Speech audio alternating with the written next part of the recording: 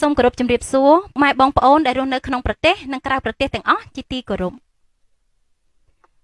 នាងខ្ញុំឈ្មោះសុកសុផលរស់នៅខេត្តកំពង់ឆ្នាំងមានលេខសម្គាល់ A1 ថ្ងៃនេះផងដែរនាងខ្ញុំសូមគោរពជូនចម្រៀងមួយបទដែលមានចំណងជើងថា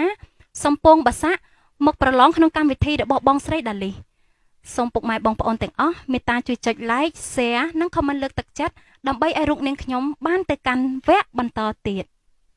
សូមអរគុណ